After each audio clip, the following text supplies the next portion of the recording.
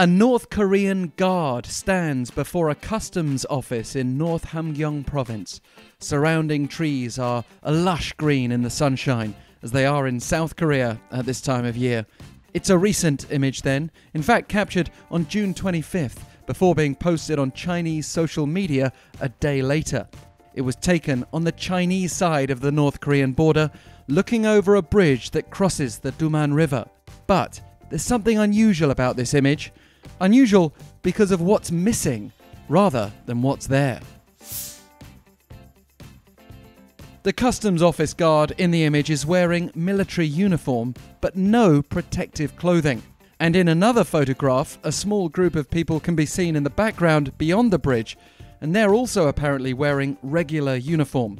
Since COVID-19, customs officials haven't taken off their protective clothing under any circumstances, according to The Observer, who published these images from the Chinese side.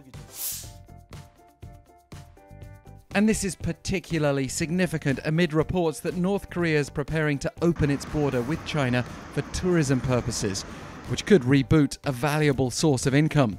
The North had totally shut off its borders in an attempt to shield itself from the pandemic. But last year, it did resume the operation of freight train transportation to and from China, more out of necessity than desire due to a shortage of important resources. And then in January of this year, cargo truck operations resumed on a limited basis, though blockades have remained in place in key trade hubs. While North Korea did declare an end to the COVID-19 crisis last August, there have been reports of fever outbreaks in border cities such as Sinŭiju, apparently delaying the full reopening of the border with China. But the removal of protective clothing by customs officials suggests pandemic concerns have again subsided and that we may start seeing a lot more border movement, including North Korea's involvement in the Asian Games in the Chinese city of Hangzhou this September.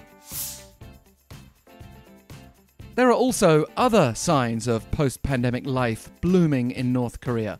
For instance, we can see in these images released by state media Monday that there was an Olympic day in Pyongyang last Friday, with runners of various ages and not a mask in sight.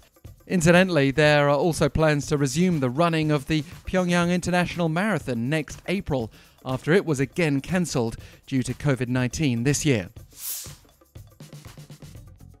And North Korea's also been promoting women's fashion, as a new style's emerging based on state media coverage. Not only does this style feature no masks, but also no sleeves.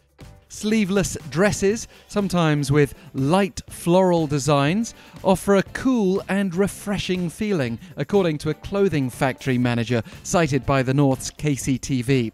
So it seems in 2023 that North Korea's not only ready to drop pandemic restrictions, but also some of the traditional, more conservative trends of the past.